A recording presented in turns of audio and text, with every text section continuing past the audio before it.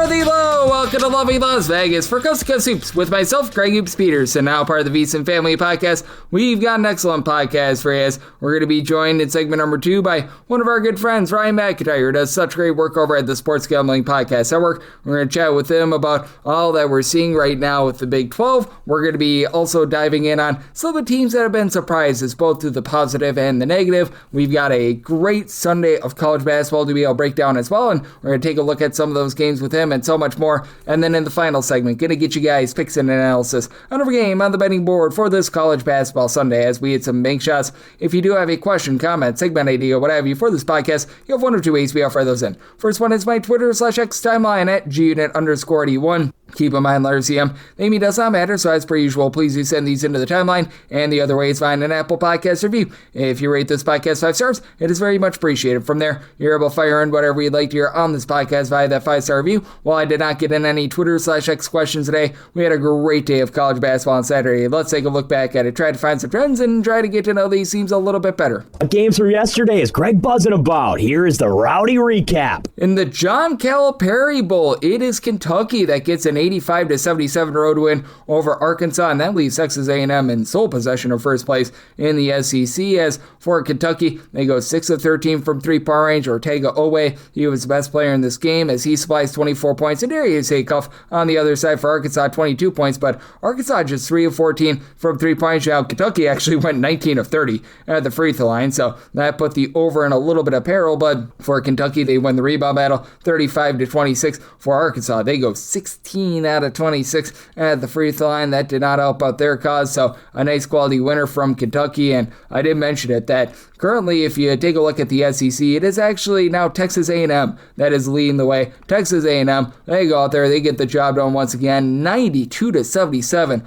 over Georgia, as Rashawn Agee continues to be great for the Texas A&M team. 18 points, 15 rebounds for Texas A&M. They win the rebound battle 46-39, and they shoot it much better from three, 13 of 34 from Texas A&M, just 7 of 28 from Georgia. So for Georgia, even though they were able to get up 78 field goal attempts, they only made 31 of them, and Texas A&M, they find a way to persevere, with Texas A&M actually losing the turnover battle 14-10, but doing a much better job of being able to hit the boards. And for Texas A&M, by the way, 19 of 20 at the free throw line, so they did a little things well. Also in the SEC, you saw Texas trail at the half against Oklahoma and then storm back in the second half, 79-69. The final is the Sooners 1-8 in SEC play. They go 9-28 from three, but for Texas, even though they were just 8-21 from three, they took 39 two-point shots, and they were able to hit 22 of them. They were very efficient there. For Oklahoma, just 10 of 16 at the free throw line. They lose the rebound battle 32-28, so that one was a fun one. For Houston, it's been a little bit wobbly with regards to defense. They restored order on Saturday, 76 of 54. They take it to Cincinnati. Cincinnati's been one of your best under teams in all of college basketball this year. They are right there in the top 5. As a matter of fact, going into the day, I believe that they were right there with Fordham in terms of your top under teams in all of college basketball, and this one cashes very easily, as now for Cincinnati, 5 overs to 17 unders. Only Fordham, who has 4 overs and 15 unders, has been a better under team thus far this season. We'll get to Fordham a little bit later on, but for Houston, even though Cincinnati went 10-23 from 3, they held them down low. As for the Cincinnati bunch, 8 out of 25 on their 2-point shots. For Houston, they go 9-26 from 3. Kingston Fleming's only 7 points in this game, but Milo Suzon, 16 points, 5 assists. For Cincinnati, they lose the turnover battle. I'm not even kidding here. 19-4. Wes Miller, very much on the hot seat right now. In Central Florida, they have been one of your better against the spread teams as far this season. They are able to go out there, get the job done against Texas Tech.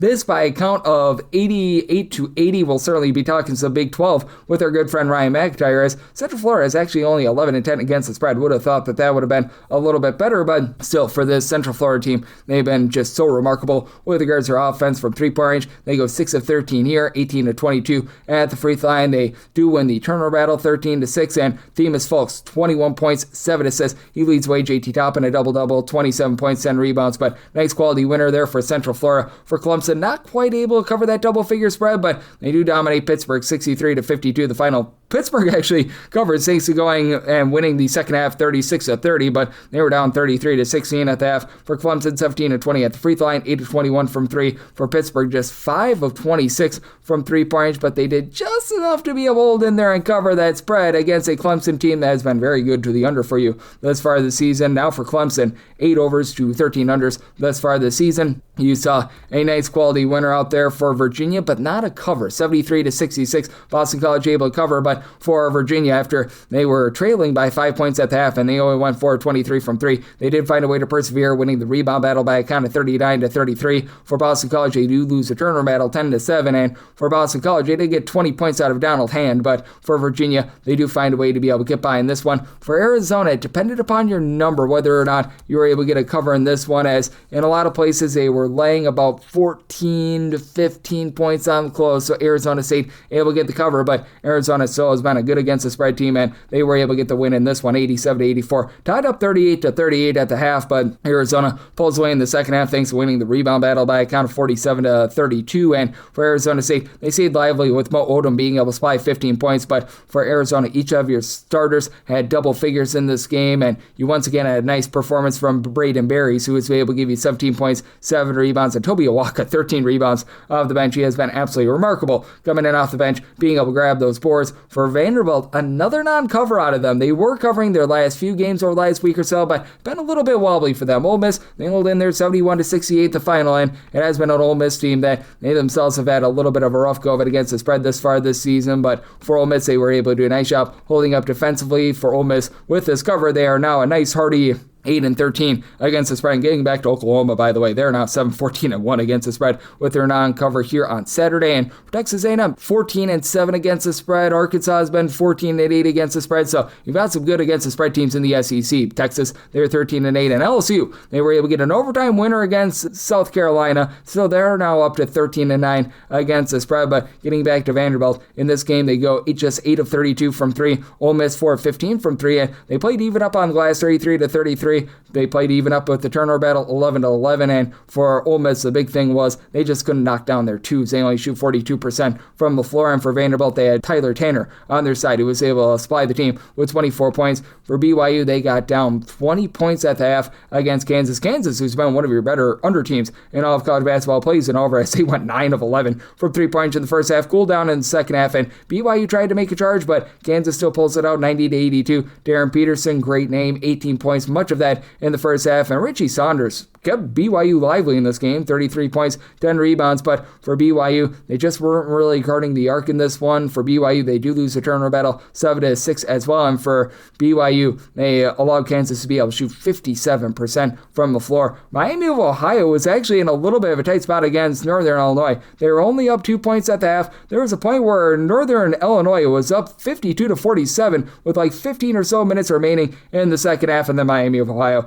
they just put the Jets on. They outscored them, and I'm not even kidding here, 38-9 in the final 14 plus minutes of the game, 85-61. So they get the win, they get the cover, and for Miami of Ohio, 7-28 from 3-point range, 6-24 from Northern Illinois. But for Miami of Ohio, they win the turnover battle 17-9, 39-31. They win the rebound battle, and Miami of Ohio has actually been one of your top over teams in all of college basketball this season. They are now 14 overs to 5 unders. This was one that went the way of the under, but certainly a nice quality winner out there. And Utah has actually been one of your better over teams as well. They're at 15 overs and 6 unders thus far this season. Another result out there in the Big 12 as they played a slobber knocker against Oklahoma State, 81-69. So you were able to get the under in Oklahoma State. They dominate this game in the second half. They were up only 1 point at the half. For Oklahoma State, 8 of 19 from 3. They play even up in the turnover department, but 43-34. Oklahoma State, they win the rebound battle, and Anthony Roy has been great for this Oklahoma State team. He was able to supply 26 points in this one. For Duke, they get the win, they get the cover against Virginia Tech, 72-58. The final as for Duke, they've got just that one loss this far this season, and if you, like me, at Virginia Tech, 2 points in the final 6+ minutes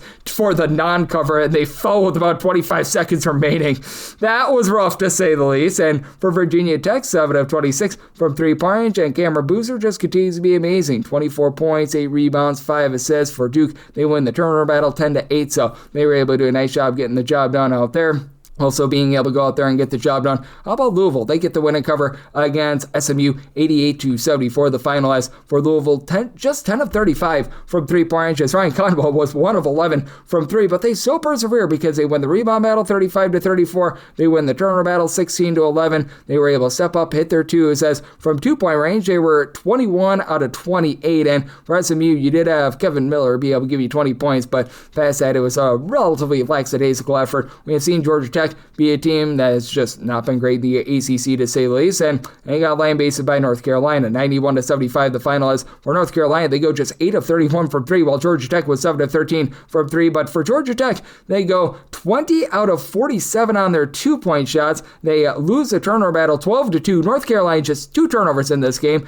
Caleb Wilson, Henry Vassar, a combined 18 rebounds, 42 points. So they do find a way to be able to persevere, get the job done. And we will try to insert St. Mary's versus Gonzaga towards the back half of this podcast. I do have to have this up at midnight Pacific, 3 o'clock a.m. Eastern. So we'll see on that. And currently, as I'm doing this, UConn all over Creighton, up by like 21 points with only a few minutes remaining in the second half, so they should be able to get a cover. And UConn, by the way, has actually been one of your lesser against the spread teams this season. Going into the day on Saturday, they against the spread just 7 and 14. They should be able to atone for that, but I mean, it certainly has been a little bit of a wobbly season for them.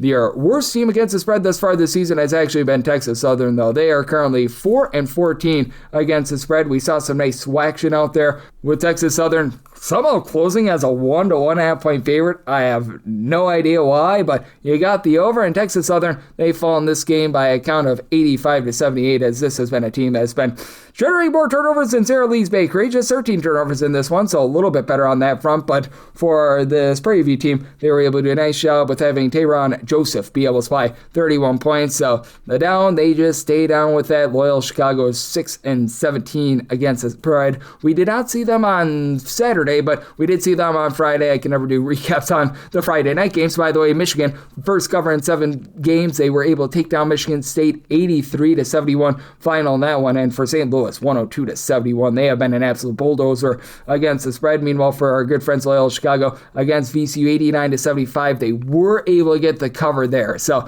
they do help themselves out to go to 6 and 17 against the spread, but still, it has been a less than tremendous year for them. Marquette is 6-16-1 against the spread, though. Seton Hall has been on the skids as well. Marquette was finally able to get themselves a cover, so that's back-to-back covers for them, but you did see Seton Hall in the second half be able to rise out of their slumber after they were down 41-33 at the half. For Seton Hall, 69-64. They do get the job done here, and Seton Hall's been one of your better under teams in all of college basketball. And this was a good three-point shooting expose for Marquette. 11 of 19 from three, 4 of 10 out of Seton Hall, but for this Marquette team, on their 2-point shots, they go 13 out of 42, and they go 5 of 9 at the free throw line. So it costed themselves there. It's been a Marquette team that's just needed to utilize the transfer portal, and they have not been doing so. So that's been interesting. Air Force 6-14-1 against the spread. They have been absolutely pathetic, and they get yet another non-cover as Fresno State rolls into town, and they get a 79-62 win. It's a Fresno State team that's had all sorts of issues taking care of the ball, but they win the turnover battle in this game 17-10 because Air Force is just a skid mark on the underpants of college basketball. And for Fresno State, a bad three-point shooting team, they go 12 of 29 from three. So congratulations to Air Force on somehow, some way wiping out that home court advantage that you're supposed to have. So that was great to say the least. We already mentioned Oklahoma at 7-14-1 against the spread. It's been a rough season as well for Wyoming, 7-13 against the spread. Do have to do this before their final against Colorado State, but we shall see what is going to be happening on that front. St. Bonaventure has been 7-14 against the spread themselves, and they've actually been a top 5 team to the over. They have played about 70% of their games to the over. George Mason, they do go on the road, and they find a way to be able to get the job done, 77-73. So win and cover for George Mason and an over in this spot as well, despite the fact that George Mason goes just 5 of 21 from 3-point, but 27 out of 35 on their 2-point shots, and George Mason wins the rebound battle 29-22. So they did a nice job in terms of being able to find a way out there. If you're looking at your best against the spread teams in all of college basketball, right now, creme de la creme is Sam Houston. They are 15-3 against the spread this far this season, and for Sam Houston State, they are right now now in action against Louisiana Tech. They close as about a 7.5-point favorite. We shall see what's going to be happening on that front. So they were gunning for 16-3 against the spread. Portland State has been rock solid as well. 13-3-1 against the spread entering into the night on Saturday as well. They were another team that was playing a little bit later on in the card, but that's it for this Portland State team. They did go out there against Montana State as 4.5 to a 5-point favorite in a slog. Portland State games have really been slowed down recently. 63-54. They do find a way to be able to get that win and cover, so they keep it going. And then how about our good friend Stone Cold Stephen F. Austin? They were up against Southeast Louisiana, and boy, did they just absolutely bury Southeast Louisiana. Now, they were a big-time favorite in this game, but they managed to cover all numbers. They were about a 9 to a 10.5-point favorite. 85-58 the final. This is a top 35 team in terms of points allowed on a per-possession basis, so they were able to keep it going. Miami of Ohio with their cover. They're now 14-5 against the spread. Under the radar, though, DePaul has been 15-6-1 against the spread this far this season. They've actually been one of your more trustworthy teams in all of college basketball in terms of being able to cover numbers. And against Xavier, they actually get outscored 29-9 in the final 15 minutes of the game. They still get the cover. They were catching about 3.5 to 4 points, 68-66 the final. So they also opted out to the under there as well. But for DePaul, they do lose the turnover battle 11-10. They lose the just free throw battle as they go 0-1 at the free throw line. Xavier 16 out of 19 at the charity stripe. So that was interesting to say the least. And for Villanova, they were in action on Friday. They're now 14-7 against the spread. They were able to take it to a Providence team that's playing no defense whatsoever, 87-73. So they were able to get yet another quality cover. And how about Buffalo? They're 13-7 against the spread thus far this season. And the boys from out there in the great state of New York, they do not get it done against Ohio. They were a 2.5 to a 3-point favorite in this one. They lose 95-83 as Buffalo is playing slow games, but they're playing games that are featuring a lot of points. But they've been one of your better against the spread teams. We'll see if they're able to bounce back next week. And then Texas A&M and Kansas, speaking of those two teams, they're now both 14-7 against the spread with the results that we saw on Saturday. And then if you're looking at some of your top over teams, Denver has obviously been the demonstrative of them. How about 18 overs, 2 unders, and a push for the Pioneers thus far this season as they have been pioneering a whole bunch of overs. And they had another one against Omaha. Omaha goes on the road. They get the job done as an underdog, 84-82. The final is Denver does go 12-30 from 3-point range. They only got 8 points off the bench, but they really didn't need them for the over. But they just have not been playing any defense whatsoever. They lose the rebound battle 43-33, so they cash yet another over. St. Bonaventure, I mentioned before, 16 overs and 5 unders. And for Northeastern, they have been playing no defense whatsoever this year. 16 overs of 5 unders for them this far this season. We saw them on Saturday play another high-quality slobberknocker as they fall to Charleston by a count of 89-84. Charleston, who has not been able to shoot threes to save their lives all season long, goes just 3 of 15 from 3-point range, but they also go 30 out of 47 on their twos. They go 20 of 26 at the free throw line. Northeastern was 2 of 5 at the free throw line. That's just simply not going to cut it, to say the least. And for this Charleston team, only 5 turnovers with Jalen countering everything that Northeastern was able to do. He was able to supply the team with 28 big points, so you were able to get another over out of them. Tulsa and Cleveland State are 2 very good over teams that we're going to be seeing on Sunday, so that'll be high quality. Already mentioned Utah, they're 15 overs to 6 unders, but played an under on Saturday. And Long Beach State, 14 overs, 6 unders, and a push. They were going up against one of your top under teams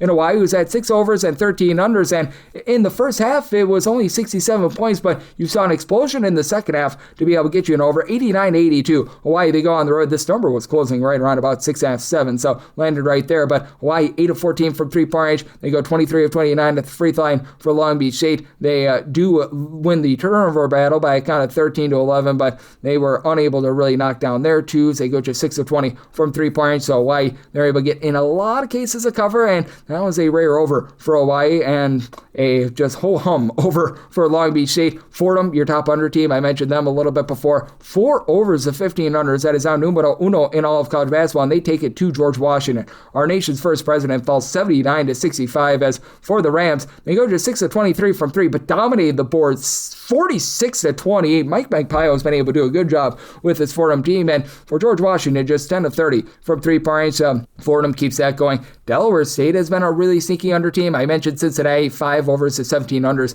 thus far this season. Delaware State is currently numero tres in all of college basketball. The guards are under percentage, only 4 overs to 12 unders. And for Delaware State, well, they got the job done against Maryland Eastern Shore. Low-scoring slog, 65-57 the final. So they continue to be able to get the job done if you're looking at the under rate. UT Arlington has been another team that's been really good to the under. How about 5 overs to 14 unders thus far this season, as UT Arlington just has not been able to splash it in there from 3-point range. And for UT Arlington, they do a great job in terms of guarding the arc as well. We saw them go to overtime against Cal Baptist. This was a game that was going over in regulation anyway, but 87-77 Cal Baptist. They go on the road. They get it done as Cal Baptist. They lose a rebound battle 44-40, but UT Arlington just 8 of 30 from 3-point range in this one, and UT Arlington has been bad in the turnover front. They lose the turnover battle 13-10, so they do cash you a rare over, as that is a game that went to overtime. Nebraska has been a good under team, 6 overs to 15 unders. We'll see what happens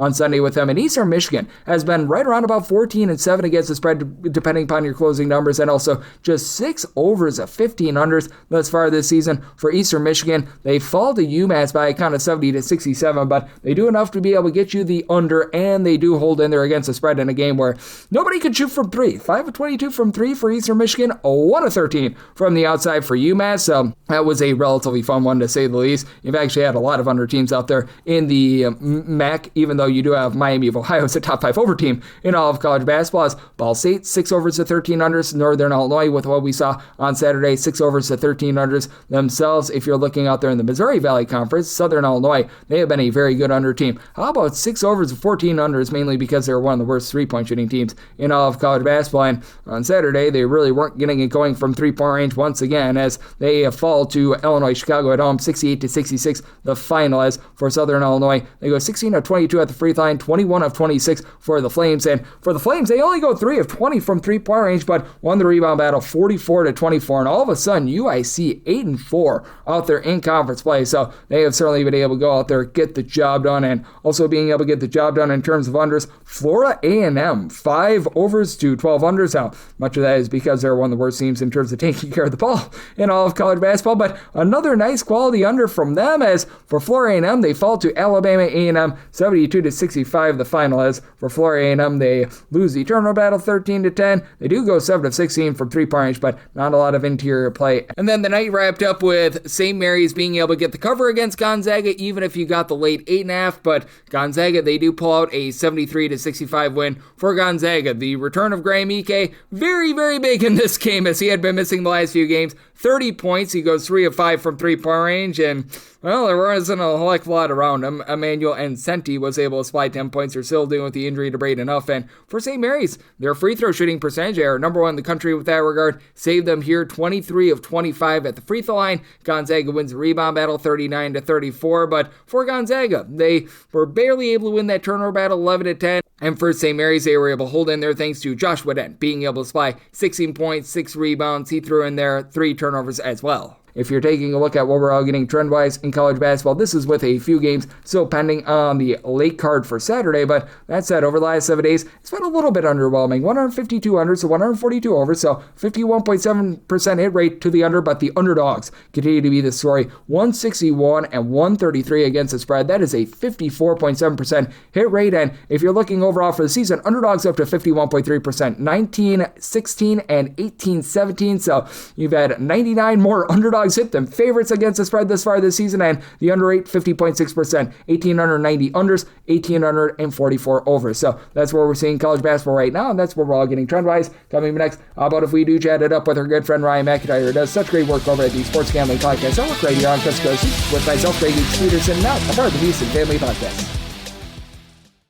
Side edge this college basketball season? Well, VSiN experts use CBB Analytics, the most comprehensive college basketball analytics platform in the world. See injury impact, on and off data, clutch time performance metrics, first versus second half splits, and so much more. Utilize the promo code of VSIN, that is VSIN, to get $30 off and find your betting edge over at cbbanalytics.com. That is cbbanalytics, all one word.com. For anyone that is new to VSIN, well, I wish you a friendly hello. This is an attention to anyone that is new to VSIN because you're able to get some free stuff with our daily newsletter. It's a great way to catch up on everything that's happening in the sports betting world. It's delivered straight to your inbox every single morning. VSIN's newsletter offers picks, data, strategies for the day's betting menu, and so much more. Sign up for free today over at VSIN.com/newsletter. That's VSIN.com/newsletter, and start receiving your free newsletter tomorrow morning. That is VSIN.com/newsletter. Stay ahead of the game and bet smarter with VSIN.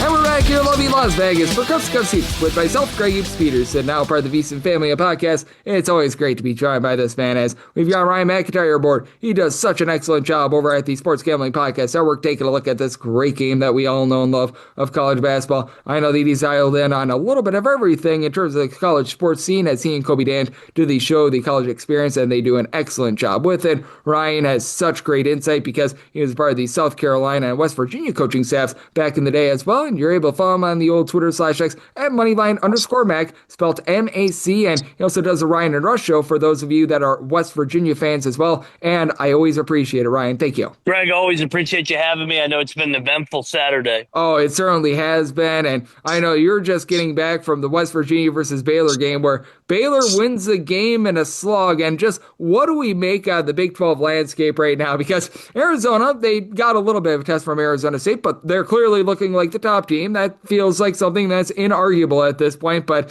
everything outside of that just feels like it's been turned on its head, and it's been a lot of good, clean family fun. It really has. I think that's the Big 12 in a nutshell. It's always a gauntlet. So Arizona, like you said, gets by once again, 22-0. This team continues to win. Kansas, BYU coming down to the wire. I know they got off to a big lead early with Peterson, and I was worried about the Mountaineers going in just because I know Baylor has a lot of talent, and for whatever reason, it hasn't clicked. And them being 1-7 was crazy. You knew they were bound to win one or a couple of these games coming down the stretch.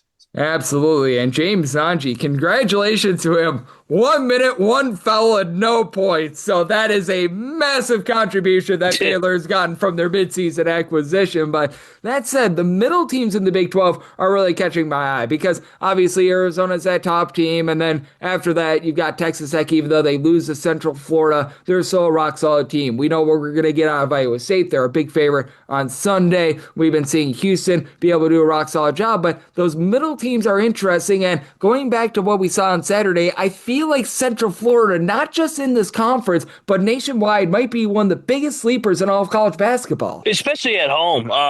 Just with their length and athleticism, I think that Johnny Dawkins has an NCAA tournament team. And like you said, when they get to the dance, if you haven't seen that amount of size, length, and athleticism and the vets on that team, they're going to be hard out, I think. Yep, I'm right there with you. And with the Central Florida team, the three-point shooting has been so rock solid as well. And I certainly look at them as a big sleeper in the Big 12. But what do you make out of some of these other teams that are sort of just, shall we say, middling there? Like in Oklahoma State, I think has been a really intriguing team. They've been a little bit up, down, all around thus far this season. And TCU, I feel like, is a team with quite a bit of variance as well. Yeah, I agree with you, Greg. I think the Big 12 is waiting to see if one or two teams can make a jump here coming down the stretch. The Mountaineers were one of those teams, TCU, Oklahoma State. All those teams have been up and down and don't have the best of resumes. But with the Big 12 being so top-heavy, they're going to have opportunities at big-time quad one wins that can really move the needle in February. Yep, we shall see with regards to some of those teams. It's Ryan McIntyre, who does such great work over at the Sports Gambling Podcast Network. He's joining me right here on Coast to Coast Hoops. And as we're doing this, looks like Kansas is going to be able to get the job done against BYU, though it was a little bit of an adventurous second half. But what do we make out of this Kansas team? Because I know you've talked a lot about them because we saw them get off to that little bit of a sluggish start this year. We were unsure what we were going to be able to get out of Darren Peterson moving forward. Had himself a very nice first half against BYU. And for Kansas, it is starting to look like one of the more complete teams in all of college basketball, mainly because with Kansas, you typically think of great offensive play, what have you, but it's really been the defense that has stepped up for them. It has, Greg. I think that this team really grew without Darren Peterson. I think that Melvin Council was required to take and make big shots. White and Flory as well were asked to step up in bigger roles. And then you come back and you enter a Darren Peterson into the lineup, which will be the number one pick of the draft, it looks like now. I think this team is good enough to win it all and cut down the nets in Indy.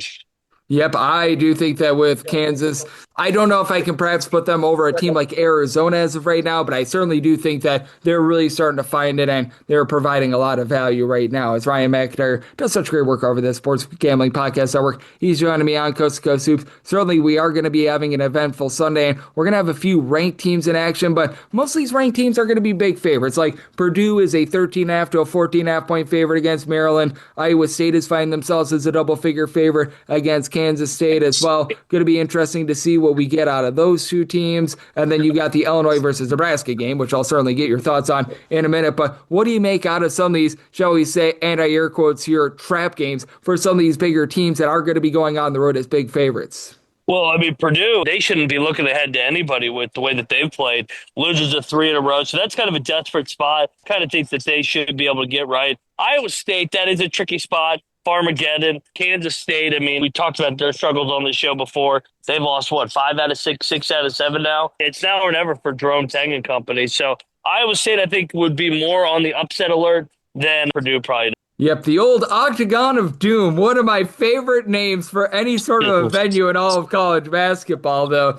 It has been a lot of doom thus far this season for Kansas State, so we're going to certainly see what happens there. But then the big game that we are going to be seeing on Sunday, and typically we don't get a lot of great Sunday games, so this is a real treat, Illinois versus Nebraska. When they put this on the schedule, I didn't think that they were thinking that this would be 2 top 15 teams, but here we are with Nebraska, only 1 loss, and still fought very gallantly against Michigan. They were down a few guys, and they very nearly pulled that game out. Now they're a 2.5 point favorite against Illinois. What do you make out of this game? Because keep in mind, earlier in the year, Illinois was like a 9-10 point favorite at home, lose outright to Nebraska. So this is also a revenge spot here for Illinois. It is, and Illinois is quietly playing maybe the best ball in the Big Ten out of anybody. They've won, 10 in a row now since getting healthy. So I like the Illini in the spot. Revenge game, like you said, they dropped the game at home at the State Farm Center there at Assembly Hall. I think that they're going to get right here and hand Nebraska second straight loss. I'm right there with you. I actually did make Illinois a very slim favorite, and I know that I was talking about Central Florida being one of the biggest sleepers in all of college basketball. I really do feel that way. Do you think that Illinois is right there with Central Florida as well? And those might be like 2 of your top 3-4 teams that people are just not necessarily talking about them, but quietly are just playing great basketball. It's almost like some of these teams take losses early and we write them off so quickly. So I agree. I think that they're a team to watch. And, I'll go back to Purdue. I think Purdue, if they're able to right the ship here, they could be dangerous come March again. Sometimes it's a blessing in disguise to lose a couple games in late January, early February, and then be playing your best ball come March. Yep, absolutely. And you want to talk about another team that I think might be on the up and up. This is going to be another fun one for Sunday. We've got Alabama versus Florida, with Alabama 6.5 to a 7.5 point underdog, total of 173.5. Want to get your thoughts here, because out of all these midseason acquisitions, in my opinion, only one has panned out. That'd be Charles Bediako, which I still feel like, and I'm going to say this once again, I've said it on the podcast a few times, if you've ever seen the movie The Benchwarmers, where they have that one guy who gets the umpire the $10 bill saying, "I'm 12 with crayon," that's what it feels like with Charles Bediako getting eligibility. But they have Charles Bediako right now. But what do you make of this game? Because I think Alabama has a good chance to hold in there against a Florida backcourt that has just been so suspect all season long. I think Alabama is starting to play better ball, and shout out to college basketball for giving us some quality games in different leagues on Sunday. So it's refreshing to see. Yeah, finally. No kidding. But yeah, I like the Tide here, getting the points. I know Florida has really been a buzzsaw, but I love taking Alabama when they're an underdog because they're so fearless with their style of play. And how much do you think some of these teams that challenge themselves in the non-conference portion of the season are being rewarded right now? Because we just talked about Illinois, team that lost a few times, but the one thing we can say for Illinois is that they were not afraid to challenge themselves. As a matter of fact, Illinois and Alabama played each other in the non-conference portion. We both know that Nate Oates will never back down down from any challenge whatsoever. If he had to play the Monstars on planet Pluto tomorrow, he would do so. And I feel like these are the sorts of teams that actually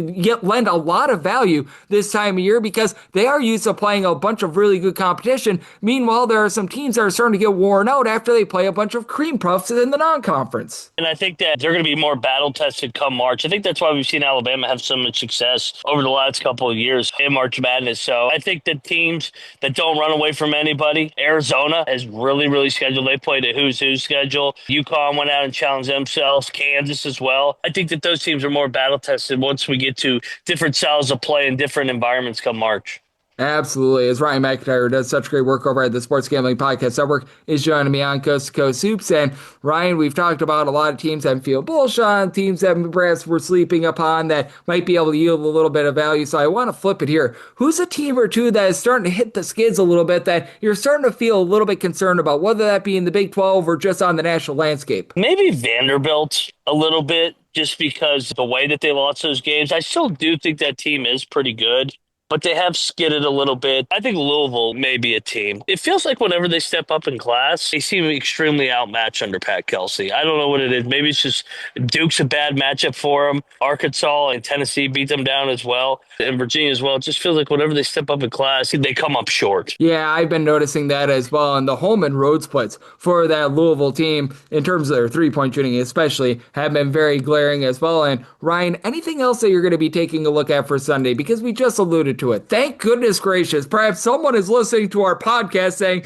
we need some better games outside of Saturday. We actually have some on Sunday. I know we've already talked about a few of them, but anything else that's really catching your eye? I think we kind of touched on the main spotlight game, just looking at the board a little bit. Wichita Tulsa is I think a chippy game there in the American. Both teams in the top four in the league play. We've seen Wichita go on the road and pull up big wins. They're one game back at Tulsa. I'm really looking forward to that game, man. Like you said, man, I wish the mid-majors, like quality mid-majors, like the Missouri Valleys of the world and the Mountain West would get a little more creative and really dive into the Sunday schedule, because I think that the most underutilized time slot is that Sunday primetime slot. We see the NFL be the king year after year with that Sunday Night Football. Well, Sunday Night Football is done for the next month. The college basketball should be loading up in that 6, 7, 8, 9 o'clock, heck, even 10 o'clock window, in my opinion.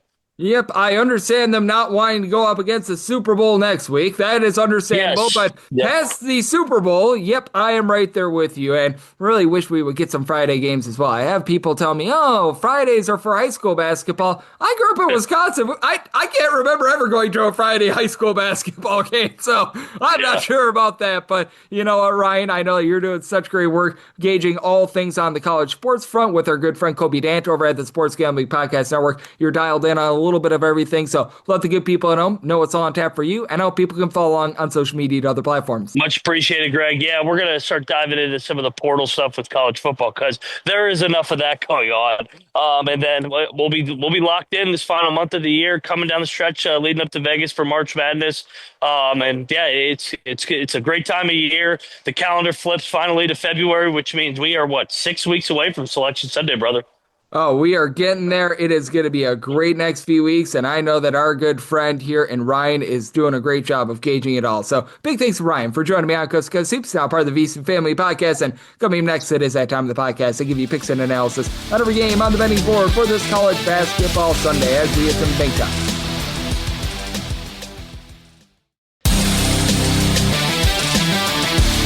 And we're back here in lovely Las Vegas for Coast to Coast Hoops with myself, Craig Hoops Peterson, now part of the VC Family Podcast. Always great to be joined by Ryan McIntyre, who does such great work over at the Sports Gambling Podcast Network. Every single time he joins me, he lends such great insights, and he did so once again today. So big thanks to Ryan for joining me in the last segment. Now it is that time of the podcast. I give you picks and analysis on every game on the betting board for this college basketball Sunday as we hit some bank shots. The normal betting board picks are complete, but there are some extra games today, so we we go into the bonus. Do note that as per usual, any changes are made to these plays will be listed up on my Twitter/X feed at @GUnit_81, and we are going to be going in Las Vegas rotation order. Today it's going to be time order except for the games that were postponed on Saturday. So those are the games out South Coast Carolina, Louisiana, Monroe, Samford, Western Carolina, East Tennessee State, Wofford. Those were pretty much just added a little bit late, so that's why those games are at the bottom. Everything else is in time order. So let's get things started. 8:19, 8:20. It's Duquesne, and they're going to be playing us for Rhode Island.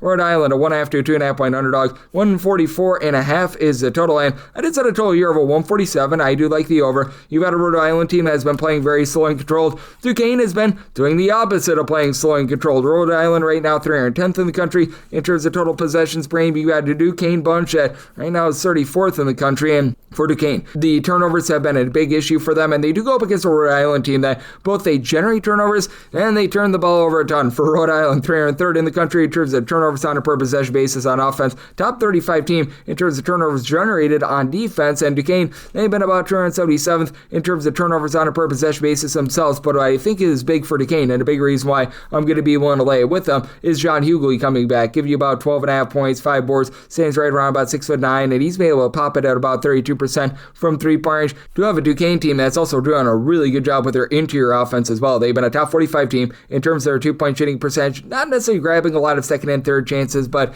you know what, a top 150 team in terms of their overall rebound percentage, and it's a Rhode Island team that they're checking in just barely inside the top 175 there. The Mohamed Sow injury has really hurt them, as your main rebounder has been Keaton Jerry. In the meanwhile, 8 points, 5.5 rebounds per game. I do like what Jonah Hinton and Tyler Cochran provide in the backcourt. They combine for 27.5 points per contest. Cochran doesn't shoot it well from three, but 5 boards, pair of assists, 3 steals per contest, and in he shoots at about 33% from three. Kryptonite for this team has been their three-point shooting. Rhode Island is shooting only about 30.9% from three. That's outside the top 300 in all of college basketball, but that said, this has been a team that's been relatively solid with their interior defense. They've been a top 150 team with regards to opponents' two-point shooting percentage. They've been a top 75 team with regards to their own two-point shooting percentage, and they're an above-average team at getting to the free throw line. They'll really put you on the free throw line. They're a top 55 team in terms of free throw attempts allowed on a per-possession basis, and neither team's amazing at the line. Duquesne, 70.2%. Rhode Island, 72.9%, but I do think that Duquesne is starting to be able to find it a little bit more with getting back their main big man in John Hughley. It has been an offense that has been quite prolific all season long. Recognize that the Loyola Chicago game was a little bit slowed down, but this has been a team that has been able to get to 70 on the regular, Saints at Dayton game in pretty much every game this calendar year, and I do think that they're going to be able to do so once again against the Rhode Island defense that does gamble for turnovers and has been outside the top 275 in terms of opponents' three-point shooting percentage. Well, Duquesne, this is a team that is shooting over 35% from three. So I did set my line at 5. I'm going to be willing to lay with Duquesne, and I'm in on the over. So my total at 147, 821, 822. It's Alabama, and they're going to be on the road against Florida. Florida, 6.5 to 7.5 point favorites.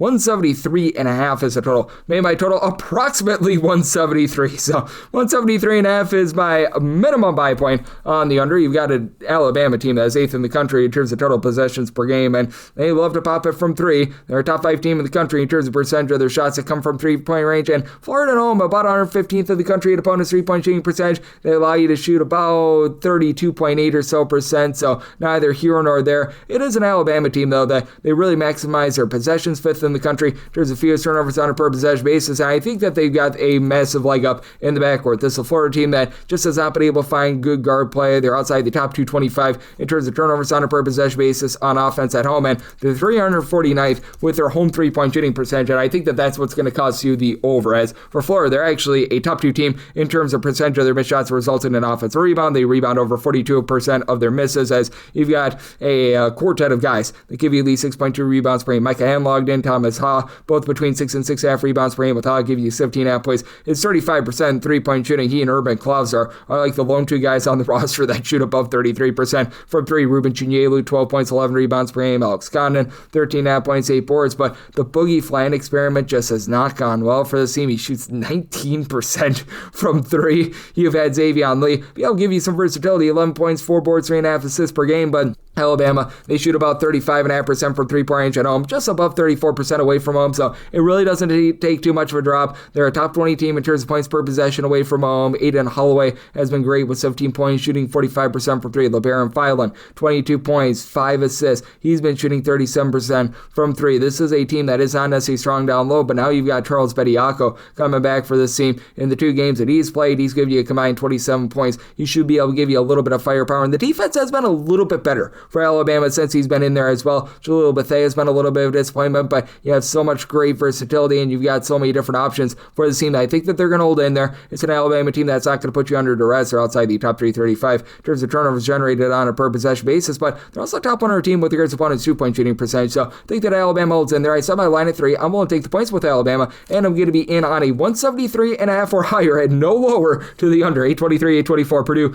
is on the road against Maryland. Maryland is a sizable home underdog here of 13.5 points on this game. 148.5 to 115.5, and set my line at 14.5. So 14 is my max lay with Purdue, but I'm going to be willing to lay it. It's a Purdue team that has been obviously very rock solid on offense, a top 10 team in terms of points scored on a per possession basis. They take great care of the ball, 17th in the country in terms of fewest turnovers on a per possession basis, 20th in the country overall with their 3-point shooting percentage. That actually goes up to 38.2% away from home, and for Purdue, they still should be able to run things down low as well with having Trey Kaufman run, give you 13 points, 8 rebounds per game. On top of that, Daniel Jacobson is able to give you multiple blocks per game down low, and it's a Maryland team that just has not been able to click on all cylinders on offense. So even with that, I did set my total at a 150.5. I'm in on the over, even though Maryland has been slowing down a little bit. This is a bunch that has been playing much faster than anticipated. 155th in the country in terms of total possessions per game. It's a Maryland bunch that from 3-point range, they are shooting about 34% at home compared to 30.7% away from home. So it goes up a little bit. Maryland, though, overall in terms of points scored on a per possession basis, 242nd in all of college basketball. They are a top 110 team in terms of generating turnovers at home, but with the way that Purdue is able to take care of it and the way that this Maryland team just has not gelled on defense, they are 280th in the country in terms of points allowed on a per possession basis. I think that Purdue is going to pick them apart. Fletcher Lawyer, 12.5 points. He's shooting only about 37% for 3. I think that goes northward. Braden Smith has been one of the best guards in the country, 15 points, 2 steals, 9 assists, shoots 42% from 3. CJ Cox shoots 38%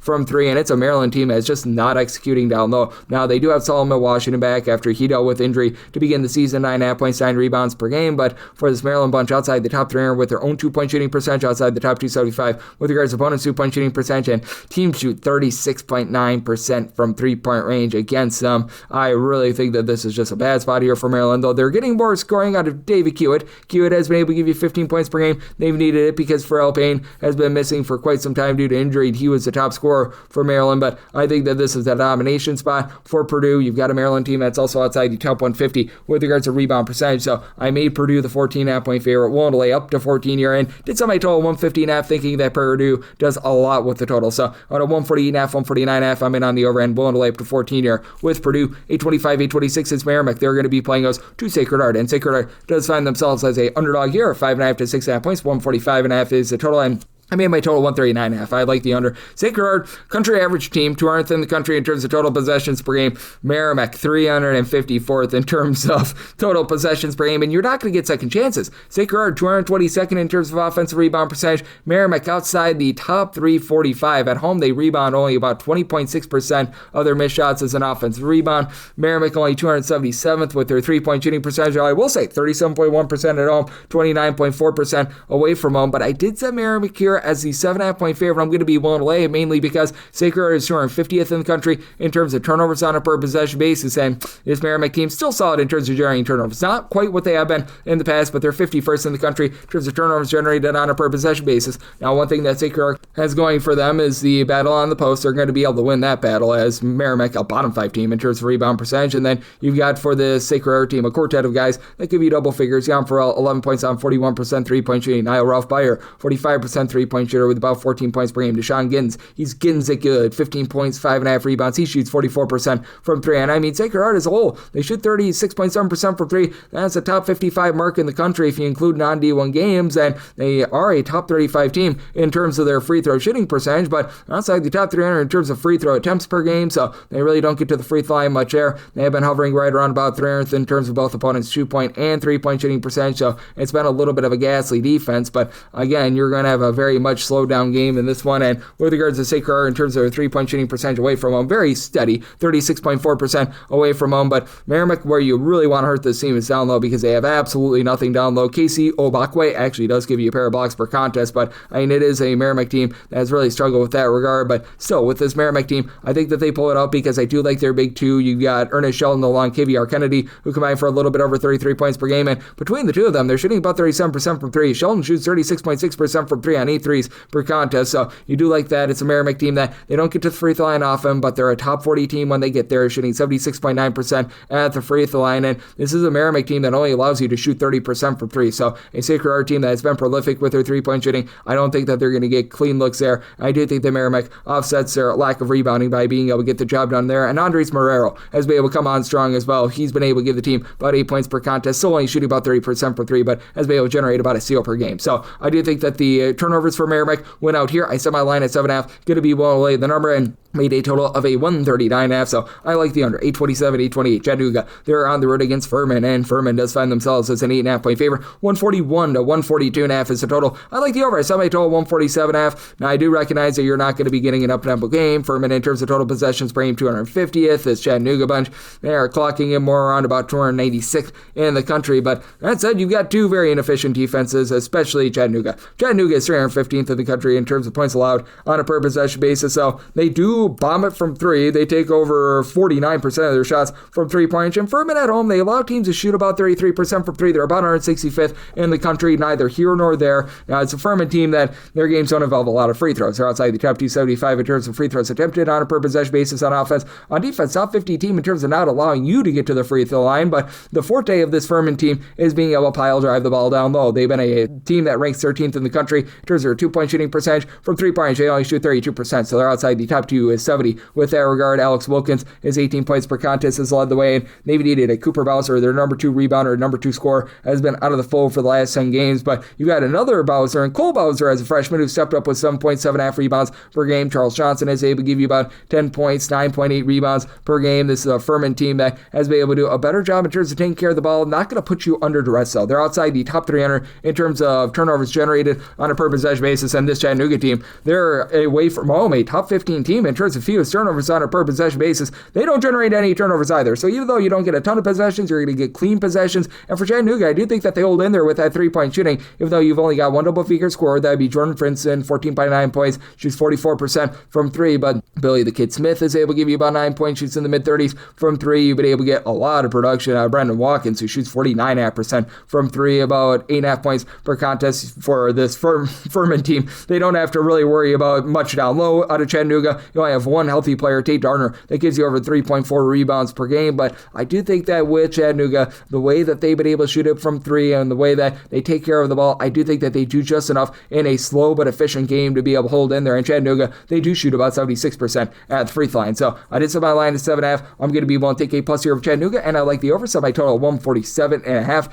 829, 830 on the card. It's Siena. They're going to be on the road against Canisius, and Canisius does find themselves as a home underdog here between 8.5 to 9 points. 130.5 to 131.5 is the total, and I set my line at 8, so 8.5 does become my buy point on Canisius. You're going to get a very slow and controlled game here. Siena is 360th in the country in terms of total possessions per game. Canisius starting to speed it up a little bit, but that's not saying much considering they're 350th in terms of total possessions per game. Siena has been overall rough with their 3-point shooting percentages here. Right now, they're shooting for the season 291st in the country, shooting 31.5% from three, but in conference play, that's been above 36%. They've actually shot it well in Metro Atlantic play. They shoot it a little bit better from 3-point range when they're just playing against teams that they're familiar with, so I do think that that's going to be a little bit of an X factor, and this has been a Siena team that has been able to do a very good job in terms of their lockdown defense. Overall, they're 72nd in the country in terms of points allowed on a per possession basis, but if you do take a look at them in a road/neutral venue, that does ascend into the top 25 in all of college basketball. It has been a Canisius team that has been very suspect with regards to their own defense. They are currently checking in 261st in the country in terms of points allowed on a per possession basis, but it is a Canisius team I think is going to remain lively as they do shoot 35.5% from 3-point range at home, and Canisius might not have a 20-point per game score like they did a season ago in Paul McMillan, but you do have two guys I like in Khalil Singleton, Brian Nadanja. These two guys combined for about 27 points per contest. Between the two of them, they're shooting about 37% from three. Nadanja does give you about 6 rebounds per game, and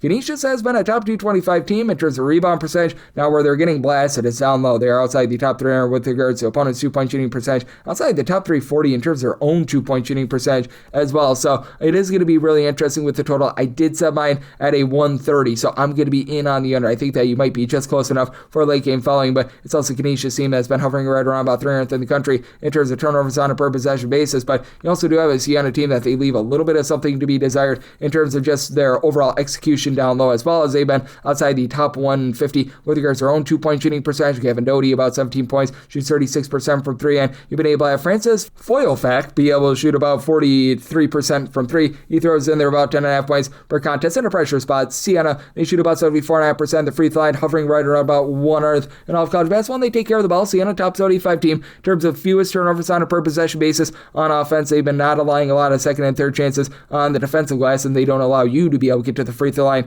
either. But they've been just a hair outside the top 100 with regards to opponents' 3-point shooting percentage, and I do think that this Canisius team is going to be able to do just enough to hold in there in a really slow, controlled game. So I did take 8.5 plus here with Canisius, and I'm going to be in on the under. I set my total at a 130, 831, 832. Iowa State, they're on the road against Kansas State, and in the octagon of doom, Kansas State, well, they look to be doomed to being a big underdog here of the 11.5 points. 152.5 to 154.5 is the total line. I did set a total here of a 160.5. I like the over. Now, I recognize that Iowa State is a top 8 team in the country in terms of points allowed on a per possession basis, but they do give up 15 points more per 100 possessions when they're away from home rather than at home, and Kansas State has been a really good 3-point shooting team. They shoot as a collective about 37% from 3. That is a top 40 mark in all of college basketball. And Iowa State, they're a top 5 team, shooting nearly 40% from 3-point range themselves. Iowa State, they do allow opponents to shoot 32.2% from 3-point range away from home. That is a top 100 mark in the country, and Iowa State, they always do a great job with their turnovers. Top 10 team in terms of turnovers generated on a per possession basis, and Kansas State has been a little bit suspect with this regard. It's a Kansas State team that, in terms of turnovers per possession, they at home are outside the top 200, but they're also allowing teams to shoot 35% from 3-point range at home as well. That is outside the top 250 in all of college basketball, so that means that Milan Mimosilovic, who's been able to give you over 16 points and is shooting over 54% from 3, is going to be able to get some good looks, but I think that PJ Haggerty does just enough for this Kansas State team to hold in there. 23 points, 5 boards, 4.5 assists, shoots 36.5% from 3. Abdi Bashir, he's been dealing with a little bit of an injury. When he's been out there, he's been shooting 44% from 3. I would expect him to be out once again. That was part of the handicap, but that said, in the absence, you've had Nate Johnson shoot 40% from 3. There's been a lot of mixing and matching with Elias or UK, also dealing with a little bit of injury, but that said, you've been able to get some good production out of someone like Taj Manning, who hasn't necessarily given you a lot this year with regards to scoring, but is supplying about 4.5 rebounds per game. And for Iowa State, even though Timon Lipsby is not necessarily too much of a prolific scorer, right around about 12 points per contest, does a good job in terms of generating turnovers and just sets up other guys with the way that he doles out 5.5 assists per game. Joshua Jefferson, all sorts of versatility, 17 points, 8 boards. He shoots 40% from 3. But here's the one thing that does keep me off of laying this number with Iowa State. If it does come down to late game following to be able to cover the number, Iowa State actually shoots 68.3% at the free throw line. That is a bottom 55 mark in all of college basketball, so that's a little bit rough, but I do think that Iowa State, a top 5 team in terms of points per possession, and a Kansas State team that's just absolutely looking at gunner right now. Kansas State 22nd in terms of total possessions per game, that there's going to be a nice expose of points, and I think that Kansas State, it's just enough threes in the octagon of doom to hold in there. I set my line at 10.5, so 11 plus, taking the points with Kansas State. I do like the over, set my total at a 160.5, 833, 834. Wright State, they're going to be on the road against UW Green Bay. Wright State hopes to be the right side as 4.5 to 5-point favorites. 144.5 is the total line. With Wright State, I did set them as a 4-point favorite, so at 4.5 plus, I'm going to be willing to take the points with UW Green Bay.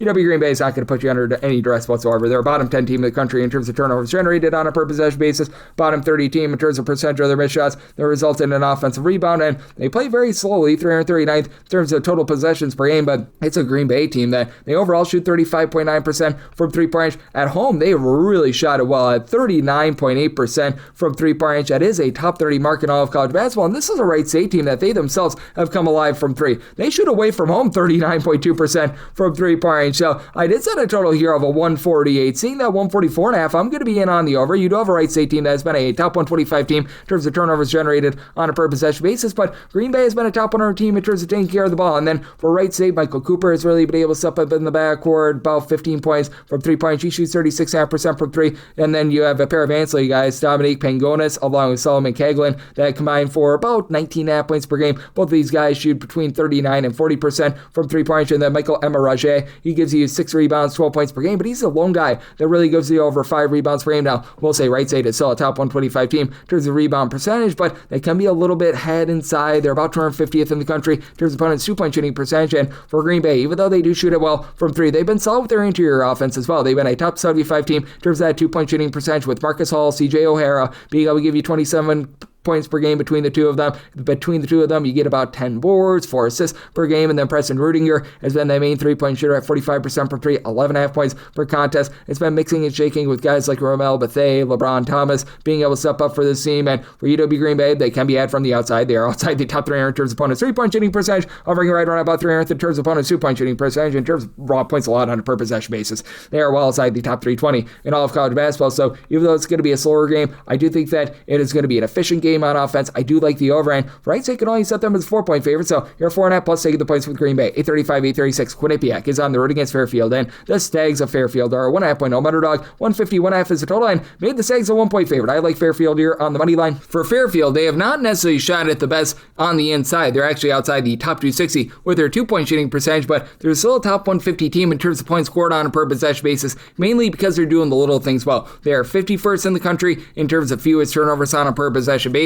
On those missed shots, they grab rebounds. 40th in the country with grabbing 34.3% of their missed shots as an offensive rebound, and they've got the Sparks on their side. Braden Sparks, who's been their top scorer, he's right now giving you about 17.5 points, 2.5 assists. He shoots about 39.5% for three, and Fairfield, a little bit of better three-point shooting team. They are a top 225 team, shooting about 33.8% from the outside, but the main guy is Saquon Wolfinger, along with Brandon Benjamin. They combine for about 18 rebounds per game, 26 points between the two of them. Deuce Turner down for what has been a nice mixer and shaker with about 9 points per game. And while you do have a Quinnipiac team that has been a very rock-solid team themselves, they are a top 125 team with regards to their three-point shooting percentage, a little bit more of an up-tempo team, about 114th in the country in terms of total possessions per game, and they're about 99th in the country in terms of offensive rebound percentage. You've had Amari Monroe give you about 15 points, 7 to 8 rebounds per game. He's been able to do a nice job there. This is a team that leaves a little bit of something to be desired as well on the inside. They're about 301st in the country with regards to their own two-point shooting percentage. For Quinnipiac, this squad has been able to get back Jaden Zimmerman, who was their top scorer, dealing with a little bit of injury, and he's returned to form, about 17 points per game from three-point range. He's been shooting more than Abra, about 36% from three, and it's a Quinnipiac team that they themselves are a top 80 team with their three-point shooting percentage, but let's say you get into a pressure spot. Quinnipiac, 69.6% at the free throw line. That is about 270th in all of college basketball, doing a nice job protecting the ball themselves. They've been a top 115 team in terms of fewest turnovers on a per possession basis, but they're a team that's strong with their interior defense, top 120 team in terms of opponents' two-point shooting percentage, outside the top 250 with regards to opponents' three-point shooting percentage. I think that that's going to be a big difference in this game, as Fairfield, they're just inside the top 200 in terms of opponents' two-point shooting percentage, just outside the top 200 in terms of opponents' three-point shooting percentage, but the way that they control the glass, I think is going to be just enough to be able to get the job done. Have a Fairfield team that they themselves are relatively mid-tempo. They're 274th in the country in terms of total possessions per game, so Quinnipiac looking to play a little bit faster. I think the Fairfield slows this game just a scotch, just enough to be able to get you the under. It's my total at a 149, so I'd like that under and Fairfield here on the money line. 837, 838. It's Minnesota, the state with the smallest strengths in the union. Minnesota is a 1.5 point road favorite on the road against Penn State. Penn State is finding their total right around 141.5 to 142.5, and with Penn State, I did set them as a 4.5 point underdog. I'm going to be willing to lay the very small number here with Minnesota. Now, Minnesota has some of the most ridiculous home and road splits with regards to their defense that you're going to find in all of college basketball. They've always been a completely different team when they've been at the barn versus away from the barn, but for Minnesota, very slow team, 331st in terms of total possessions per game. Penn State more around 281st, but Minnesota 20th in the country in terms of points allowed on a per possession basis at home, 340th away from home, but Penn State overall 325th in terms of points allowed on a per possession basis. Now, Penn State makes the most out of their possessions, 29th in the country in terms of fewest turnovers on a per possession basis, and this is not a Minnesota team that's some sort of a heat-seeking missile in terms of generating turnovers or anything like that. They themselves have been a top 125 team in terms of taking care of the ball. Minnesota, nothing special with their three-point shooting at about 33%, but it's getting better as the season has went along, and they do have the best score in this game. Kate Tyson, 20 points. He shoots 40% from three. Jalen Crocker Johnson, he's been able to give you about 13.5 points per contest, 6 boards, and what is really going to help out this Minnesota team is that they've got a lackluster three-point shooting percentage, but they've been a top 100 team with regards to their two-point shooting percentage, and Penn State, 345th 5th in terms of opponents' 2-point shooting percentage. This Penn State team is not going to be able to hold up down low. They don't have a single guy on the roster other than Ivan Juric, who gives you a 5.1 boards, 9.5 points per game. That gives you over 4 rebounds per game. Now, they do have Caden Mingo, who's been able to do a nice job, give you a pair of steals, 14 points per game, and then I like what Malai Tunka is able to bring to the table, about 9 points per contest. He's been shooting about 35.5% from 3-point range. Love Freddie De Leon, who's been able to give you about 13.5 points per contest, but you just have absolutely nothing down low for this team. Penn State also a bottom 30 team in the country with opponents' 3-point shooting percentage as well, so they're just getting absolutely waxed there. Not a too bad of a team on offense, and if they can generate a turnover, they're fine. Penn State has been a top 125 team in terms of turnovers generated on a per possession basis at home, top 75 mark, but I think the Minnesota protects the ball, and if Minnesota protects the ball, lots of easy looks. Set my total at a 144.5. I like the over, and with Minnesota, I'm willing to lay the number. I set them as a 4.5 point favorite. 839, 840. It's Manhattan on the road against Mount St. Mary's, and the Mount does find themselves as a mid-tier favorite here of 6 to 6.5 points. 148.5 is the total line. I set a total of 147.5. I like the under now. Manhattan has been all sorts of ghastly on defense in terms of points allowed on a per possession basis. They are a bottom 25 team in the country, 345th in terms of points allowed on a per possession basis. Mount St. Mary's quite a bit more respectable in terms of points allowed on a per possession basis, 162nd. But here's the issue that you've got for Mount St. Mary's. Turnovers. They are outside the top 275 in terms of turnovers generated on a per possession basis on defense. On offense, out of 365 teams, 365th in terms of their ball security. And Manhattan, they've actually done a solid job taking care of the ball. They're about 86th in the country, so they've got a big leg up there. Now, it is a Manhattan team that they are going to be facing off against a bunch in Mount St. Mary's that has been the better rebounding team for this Manhattan bunch, or a bottom 15 team in terms of their rebound percentage, just despite the fact that you've got a pair of guys in Anthony Isaac who have been relatively solid along Frazier Knight at Roxborough, 10.5 points, 5.5 boards, and then Isaac, 9.5 points, 7.5 rebounds, and a steal per contest. But his team is just going to flat out look to outshoot and outscore you. As for Manhattan, three of guys that shoot between 36.5 and 37.5% for three, they give you double figures. Terrence Jones with 11 points per contest, Evan Dinkins, 13 points, Jaden Winston, 15.5 points, and Winston throws in there about 4 assists per game as well. It's a Manhattan team that has been a top 230 team in terms of points scored on a per possession basis, neither here nor there, and it's a Mount St. Mary's team that's been well outside the top 250 in terms of points per possession because they just don't take care of the ball. Now, one thing that Mount St. Mary's does a great job of, interior defense, top 35 team in terms of opponents' 2-point shooting percentage, but they are outside the top 225 with regards to opponents' 3-point shooting percentage. And let's say you get into a pressure spot, Mount St. Mary's, 66.8% the free throw line. That is a bottom 30 mark in all of college basketball. You do have Arlandis Keys give you 12 points, shoots 36.5% for three. Dre DeVue, he shoots 35.5% for three, 11 points per contest. Luke McKeldin, Xavier Lipscomb combined for 11 rebounds per game, and Lipscomb, do-it-all guy, 10 points, 5 boards, 4 assists, steal per contest. So I like what these guys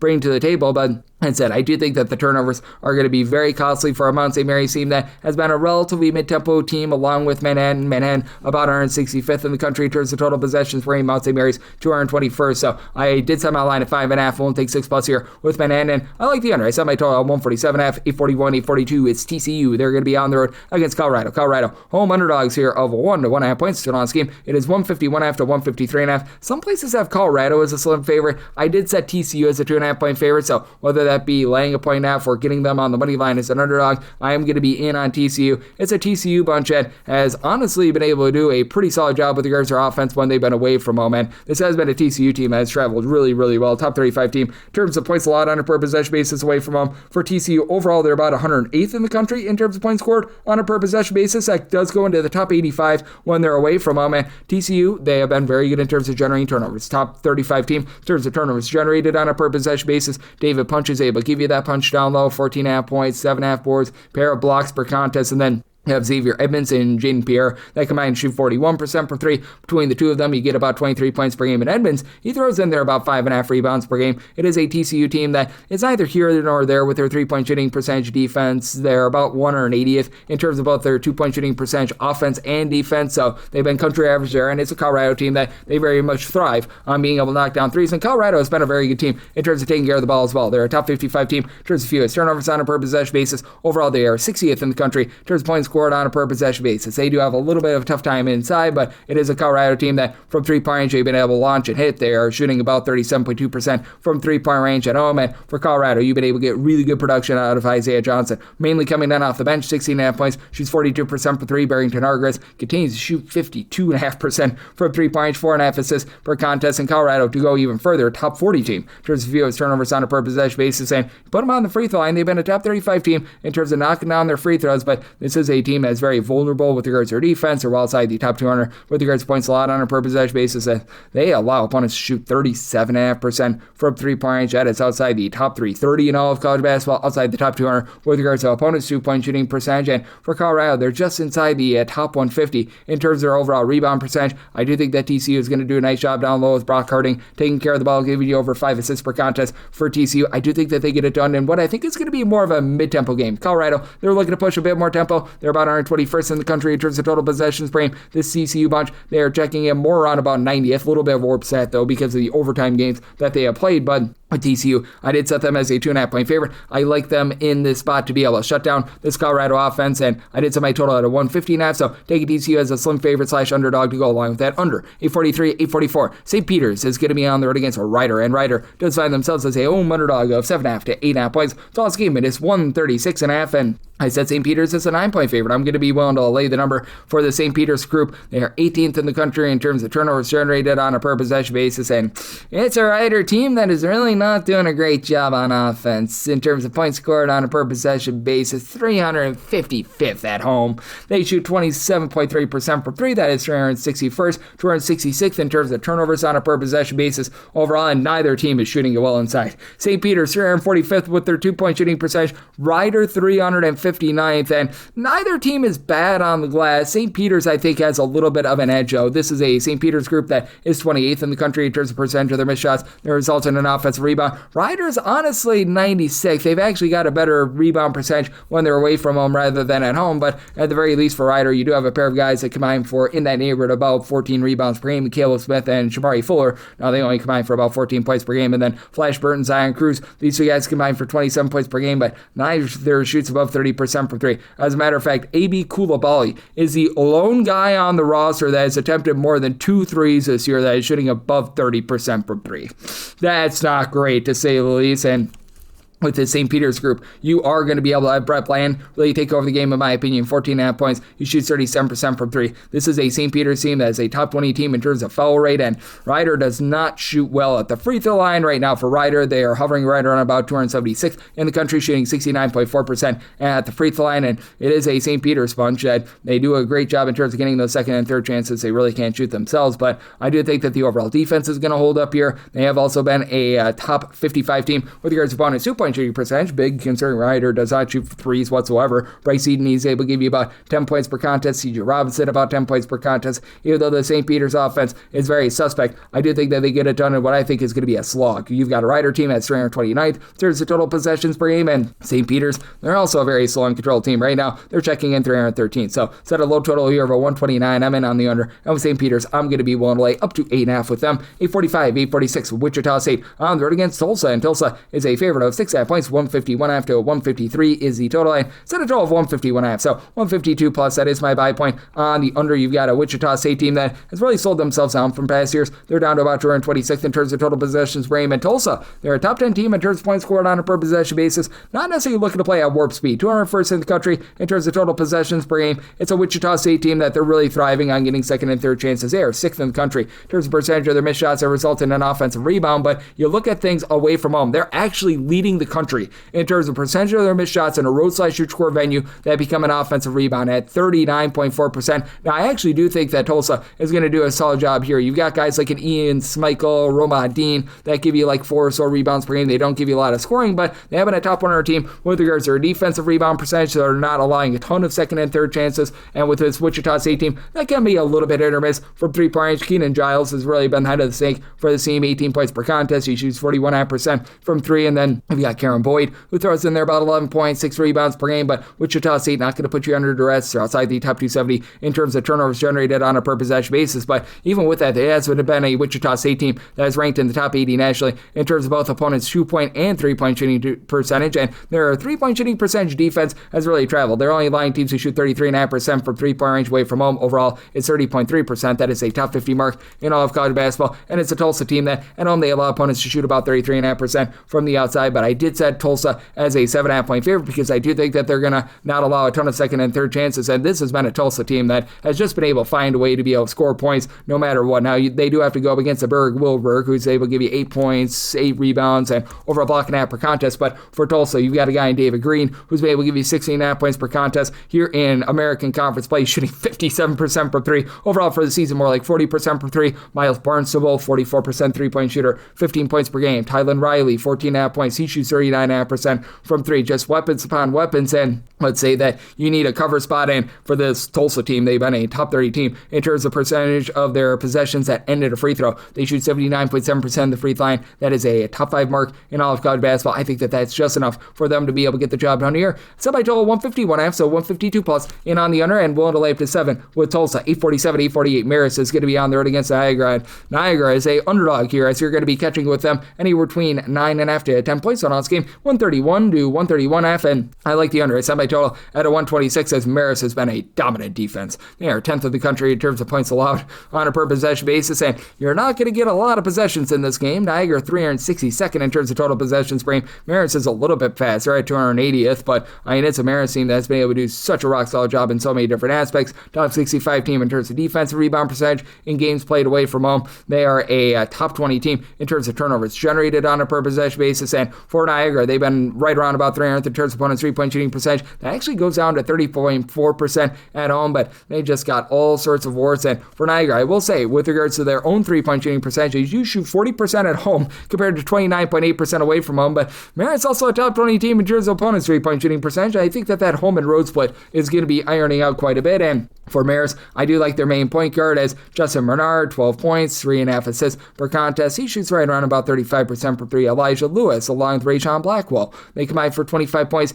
per game, 4 assists between the two of them. It's a Marist team that has been outside the top 175 in terms of their own ball security, but they do a great job in terms of generating turnovers themselves. They've still been a top 50 team in terms of opponents' 2-point shooting percentage, and for Niagara, you just lack anything down low whatsoever out of this team, as you've been able to get about 4.8 rebounds per game out of Josiah Sabino. He's right now your top rebounder with about 7 points per contest, but only one double-figure scorer. Justin Page, 12.5 points. He shoots 30% for 3 now. Trenton Waters is up to shooting 40% from 3, 8 points per contest. Johnson Hawkins, mid-30s 3-point shooter with about 8 points per game, but things are just all sorts of grody right now for Niagara, both on offense and on defense. They're outside the top 155 in terms of ball security. They're a bottom 30 team with regards to rebound percentage. I think the Marist gets the job done in a slog. Semi-line at a 12, so one delay with Marist, and like the under, a semi-total at a 126, 849, 850 on the card. East Carolina is going to be on the road against Florida Atlantic. Florida Atlantic 11.5 to 12.5 point favorites. So on this game, 151 to 151.5. I do like the under, a semi-total at a 150.5, mainly because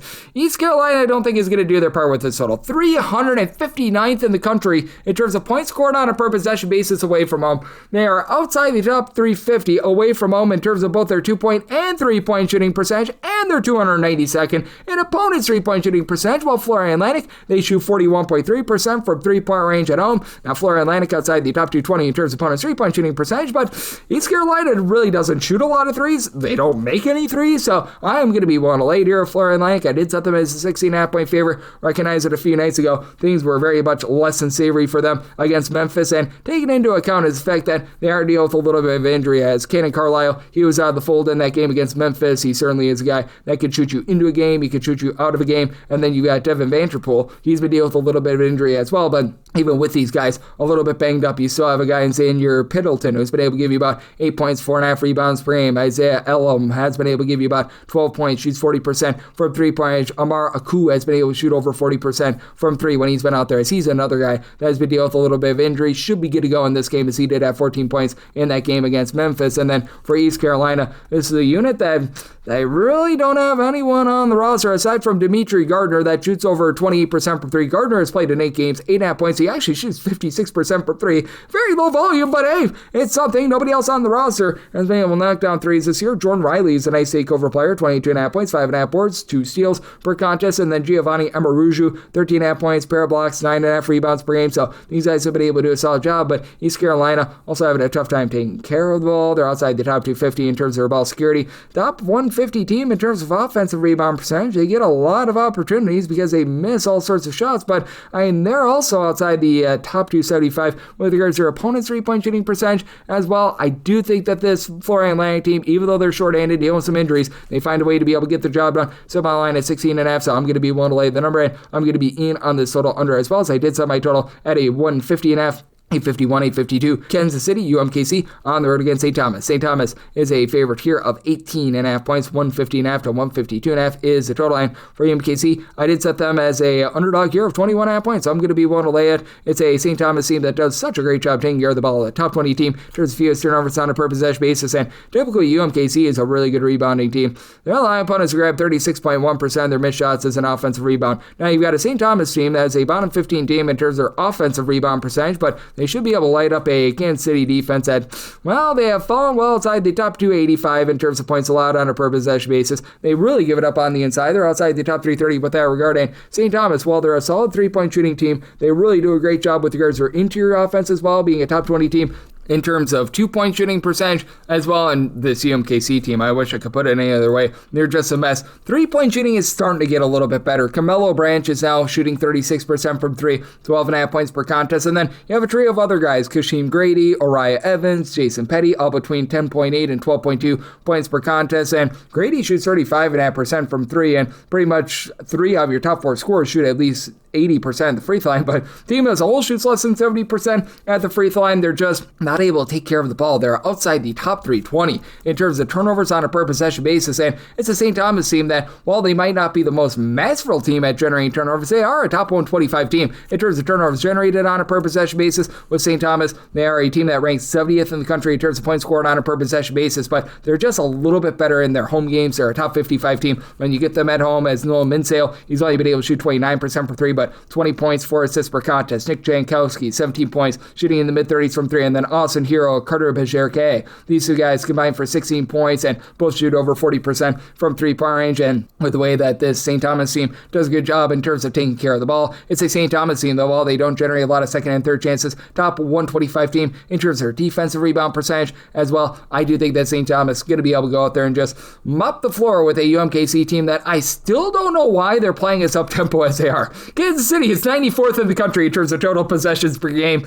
Completely blows my mind here. So with St. Thomas, set them as a 21.5 point favorite. I'm going to be willing to lay the number, and I do think that they put up a nice crooked number here on UMKC. Set by a total at a 153.5, so I like the over. 853, 854. Cleveland State is on the road against UW Milwaukee. Milwaukee is a 7.5 to an 8 point favorite. 160.5 to 162 is the total. Set by a total 159.5, so I'm going to be in on the under. You do have a Cleveland State team that has really struggled on the glass. They're allowing teams away from home to grab 39.4% of their missed shots as an offensive rebound. That is a bottom 10 mark in all of college basketball. Meanwhile, for UW Milwaukee, they've been a team that's been relatively solid on glass this year, but with UW Milwaukee, not quite the same team that they have been. Now, I'm still willing to lay with UW Milwaukee. I did set them as a 9.5 point favorite, but buyer beware that they are dealing with an injury to their top scorer in Seth Hubbard. He's been out for quite some time. He's not going to be returning. Danilo Jovanovic has been giving you 12.5 points, 6 rebounds. We haven't seen him in about 3 weeks. Faison Fields, he hasn't played since January 2nd. He's their other top rebounder with about 6 boards, 7.5 points per game. That means that you're relying upon Josh Dixon along with Amar Ulyagard, and Dixon about 9.5 points per contest. Doesn't shoot it well from three, but helps flow the offense. And Amar Ulyagard is more of an off-the-ball scorer, shoots in the mid-30s from three, 13.5 points per game. And even with this, UW Milwaukee has been still solid in terms of protecting the ball. They're a top 85 team in terms of fewest turnovers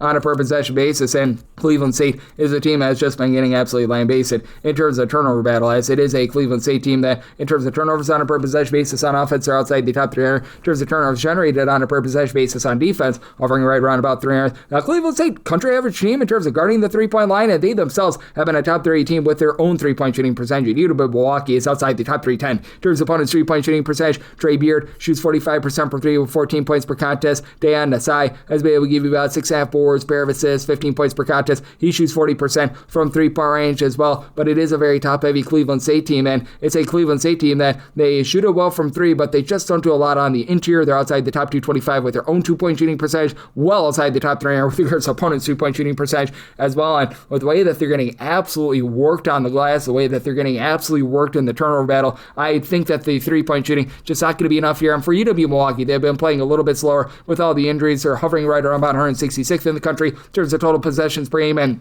have a Cleveland State team that has gotten slowed down recently, 79th in terms of total possessions per game. So set a total of 159.5, 160 plus. I'm in on the under. And with Milwaukee, I'm willing to lay up to 9 with them. 855, 856. You've got Tulane, and they're going to be on the road against Memphis. Memphis is a favorite here between 9 to 9.5 points. So on this game, it is 146.5 to 145.5. Set Memphis as just an 8-point favorite. I'm going to be willing to take the points with Tulane. Now, Tulane is not going to give themselves any second chance. It's bottom 30 team in terms of offensive rebound percentage, but they have found a team that is just as bad at them on the defensive glass. Both Memphis and Tulane are allowing teams to grab 33.4% of their missed shots as an offensive rebound. So both of these teams are giving up second and third chances, and the one thing that Tulane has going for them is that they are much cleaner with the ball. With Memphis, it has been absolutely despicable what we've seen with them trying to protect the ball. 14.5 turnovers per game. They are outside the top 335 in terms of turnovers on a per possession basis on offense. I will say on defense, top 65 team in terms of generating turnovers, but for Memphis, they're outside the top 270 in terms of points scored on a per possession basis at home. They've only got one double-figure score in Doug McDaniel, 14 points, pair of steals, shoots 36.5% from three. And I will say, Curtis Givens coming back, giving the team 36% three-point shooting, has been able to help them out a little bit, but now he's dealing with an injury once again, and he's unlikely to play in this game. It's just been a whole bunch of injuries for this team, as Julius Threadford has been in and out of the lineup. They finally have Hassan Abdul-Hakim back, but he hasn't been 100%. 6 points, 4 boards per contest. Sincere Parker, he's been able to give you about 10 points per game. He's all good to go here, but with this Tulane team, I do think that Rowan Brumba is going to be able to keep them lively in this game. 19 points, 5 boards, 3.5 assists, shoots 37% from three. And with Tulane, they've got some of the funkiest home and roads plays with regards to their three-point shooting in all of college basketball. They shoot 29.4% from three-point range at home. Away from home, that goes at 36.3%. So they've been a solid three-point shooting team away from home. And this is a Memphis team that just has not been well connected in general on defense. They're hardly inside the top 125 in terms of points allowed on a per possession basis. For Tulane, you've been able to have Curtis Williams give you about 13 points, shoot 36% from 3 points. Scotty Middleton, bit of stat sheet suffers, 7 points, 4.5 boards, an assist and a half per contest. I do think that Tulane is going to be able to hold in this game as they do a nice job getting to the free throw line. They're a top 50 team in terms of free throw attempts on a per possession basis, and they shoot 77% at the free throw line. This is a Memphis team that is very much not afraid to foul. They're a top 50 team in terms of free throws allowed on a per possession basis, and if Memphis needs to cover at the free throw line, 69.9%, that's outside the top 250 in all of college basketball. Tulane, a relatively mid-tempo team, 227th in terms of total possessions per game. Memphis has been a top 75 team, so interesting circumstance here. Semi-total at a 146, so at a 146.5, I'm in on the under, and I'm going to be willing to take the points here with Tulane. 857, 858, Northern Kentucky. They are going to be on the road against Oakland. Oakland is a 5.5 to a 6.5 point favorite. 166.5 is the total, and I made a total of a 164.5. I'm going to be taking a shot on the under for Northern Kentucky. Top 25 team in terms of turnovers generated on a per possession basis away from home, and they've really been speeding themselves up recently. 92nd in the country in terms of total possessions per game. Oakland 69th, very nice in terms of total possessions per game, but it's an Oakland team that in the past they have been absolutely awful with their three-point shooting defense. They're no longer awful with their three-point shooting defense. They're 150th. Teams are shooting 33.4% from three-pointers against some nice and respectable there, and Northern Kentucky 341st. Now, I will say this for Oakland, even though they're a relatively okay three-point shooting team, I'm not going to call them amazing, not going to call them bad. They're about 125th. They shoot about 34.8% from three-pointers. It's been a team that has really been looking to pile drive the ball down low this season. If you look at their percentage of shots that come from two-point range, they're 53rd in all of college basketball, and you've got Bari Navarula down low alongside Isaac Garrett, who've been able to do a nice job in tandem of being able to give you right around about 13 rebounds per game between the two of them, about 28.5 points per game. But Brody Robinson is just running things very efficiently and cleanly team leads 16.5 points, 6 assists, shoots 36.5% from 3 for an Oakland team that is in the top 50 in terms of fewest turnovers on a per possession basis. Now, where the team gets cooked is down low. They are outside the top 340 in terms of opponent's 2-point shooting percentage. Not going to put you under duress. They are outside the top 275 in terms of defensive rebound percentage. They're outside the top 250 in terms of turnovers generated on a per possession basis. So while they take care of the ball, they really don't generate turnovers themselves. And then on the flip side for Northern Kentucky, you do have a quartet of guys that give you at least 13.9 points per contest. Khalil Robinson, 14 points, 4.5 boards. Donovan Ode, 18.5 points, throws in there 4 rebounds. Dan Gresinger, he's been rock solid with about 16.5 points, and he shoots 36% for 3. Robinson, by the way, shoots 40% from 3. And then LJ Wells, 14 points, 7.5 rebounds per game. But Wells is the only guy that gives you over 4.4 rebounds per game. So even though this is a Oakland team that gives up a lot of second and third chances, not sure that this Northern Kentucky team takes advantage. Northern Kentucky's outside the top 200 with regards to their own ball security, and they've been a top 50 team with their 2-point shooting percentage. So I do think that they're going to be able to get some easy buckets. But in the end, I do think that Oakland does a nice job to be able to win this game from within. I did set Oakland here as a 6.5 point favorite. And if you put this Oakland team in a pressure spot, they knock down their free throws. They're shooting right around about 74.5% free throw line, top 100 mark. So I'm going to be willing to lay up to 6 here with Oakland, and I'm going to be willing to take a shot here on a 166.5 to the under, as I did set my total at a 164.5, 859, 860. Illinois, they're going to be on the road against Nebraska. Nebraska is a favorite here of 1.5 to 2 points. Totals between 150.5 to 151.5. I said Illinois is the 1.5 point favorite. I'm going to be willing to take a shot on them on the money line.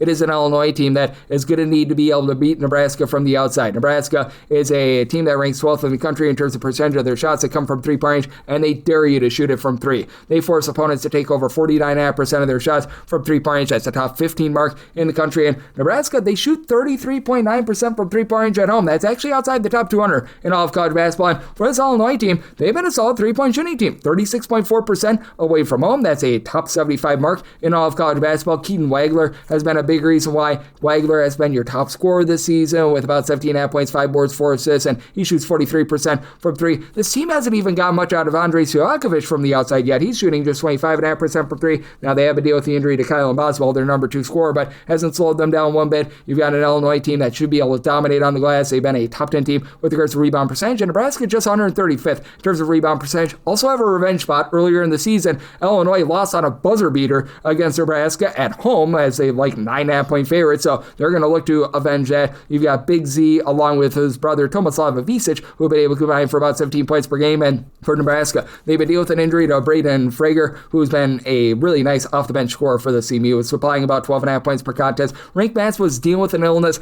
I think he should be able to play in this game, but he'll probably only be about 75-80%. So I haven't factored in. I haven't necessarily downgraded them too much for that, but that is something that is in the back of my mind here. 14.5 points, 6 boards for Mr. Matz. And then you've got Bryce Samford, who's really become the takeover scorer for the team. 17.5 points, supplies the steal, shoots 41% from 3. And Nebraska has been a really good 3-point shooting defense as well. They dare you to take those threes, and at home teams shoot less than 30% from 3-point range against them. But that said, I do think that Illinois, who ranks number 1 in the country in terms of points scored on a per possession basis, they do a nice job in what should be a relatively slow and controlled game. Illinois has really sold themselves out from past years. Total possessions per game, right now they're checking in 305th in all of college basketball. Now, first time around, these two teams really had a nice slugfest going on, as in that loss, it was 83-80, so that's an interesting little bit of a tidbit, and that's a big reason why I did set my total at a 151.5. Even though I think it's going to be slowed down, I think that it's going to be just efficient enough for that 150.5 to the over. You've got a Nebraska team that's a relatively country average team in terms of total possessions per game, but in the end, I like Illinois to be able to get revenge. I like Illinois on the money line, and at a 150.5, I'm in on the over. 861, 862, Iowa is going to be on the road against Oregon, and Oregon does find themselves as a home underdog here of between 9 to 10.5 points. So last game,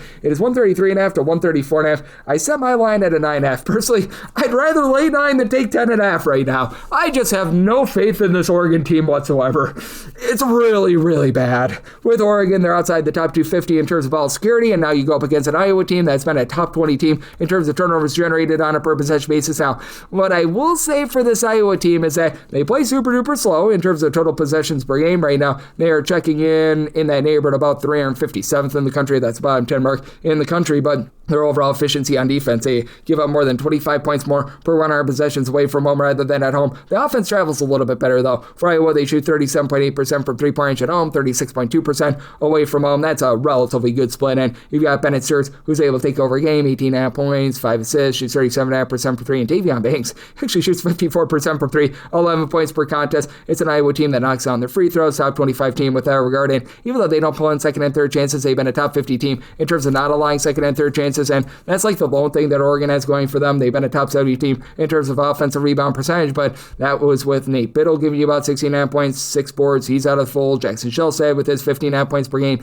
He's out as well. So that means that you've got Kawam Evans and TK Simpkins as your lone guys on the roster right now that are healthy. They're giving you over 7.4 points per contest, and they do combine for about 25.5 points per game. Evans gives you 7.5 boards, a block, a steal per contest, and Simpkins shoots 36.5% per three, but they've just needed more on Sean Stewart. 7.5 points, 5.5 boards coming over from Ohio State. You just expected a little bit more there. For Oregon, they're outside the top 225 with both their 2-point and 3-point shooting percentages. They're outside the top 200 with regards to opponents' 3-point shooting percentage. This is an Oregon team that is out putting you under duress, outside the top 275 in terms of generating turnovers. I do think that Iowa goes on the road. They get the job done against an Oregon team that I wish I could put it any other way. It looks like they just quit on Dana Altman at this point. I did set my total at a 134.5. I think Iowa's just efficient enough for the over at a 133.5, 134. So like that over, and with Iowa, willing to lay up to 9 with them. And now these were the write-in games that were supposed to happen on Saturday, now happening on Sundays. 863, 864. You got Coastal Carolina on the road against Louisiana Monroe. Monroe is a home underdog here of 8.5 to 9 points. 145.5 to 146 is the total line. I did set a total of 148.5. I'm going to be in on the over. You've got a Coastal Carolina team that is looking to play at a relatively moderate tempo. In terms of total possessions per game,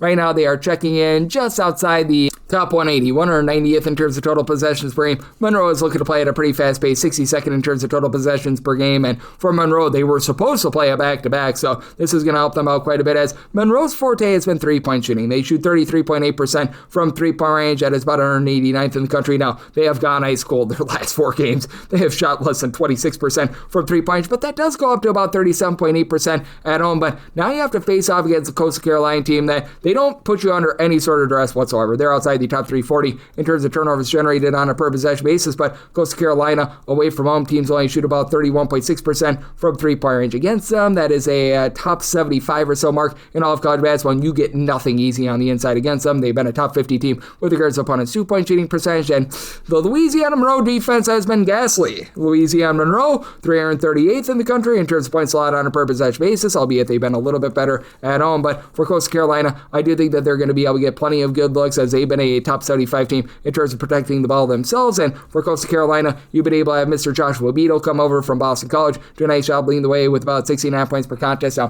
Coastal Carolina shoots less than 31% from three-point range away from them, but this is a team that's going to be looking to pile drive the ball down low a little bit more against a Monroe team that just doesn't have a lot on the inside. A.J. Dantzler, along with Rashid Jones, combined for about 30 points per game. Between the two of them, they shoot about 37.5% from three, a combined 5 assists, 10.5 rebounds per game, and Coastal Carolina in a pressure spot, they shoot 73% of the free throw line, just a hair above country average there. And then for this Louisiana Monroe team, they're just not giving themselves any sort of second and third chances. This team, in terms of offensive rebound percentages, right now outside the top 335. Now, you do have Christian Lewis and Martavius Russell doing a nice job on offense, 31.3 points per contest. With Russell, he shoots 35% from three-point range. Lavelle Bruneau has been able to shoot about 42% from three-point range. He supplies the team with about 13 points per game, but Bruneau probably going to be out of the fold in this game as well. And then you've had, in his absence, Renaz Saunders really step up with about 11 points per game, and he does shoot 36% from three-point range. But outside of Bruneau, nobody else gives you over 4.5 rebounds per game. With his absence, that means that Coastal Carolina going to be able to stomp the yard down low against a Louisiana Monroe team that's outside the top 335 with both their own 2-point shooting percentage and opponent's 2-point shooting percentage. So set my line at 10.5, willing to lay with Coastal Carolina, and I'm in on the over, so my total 148.5,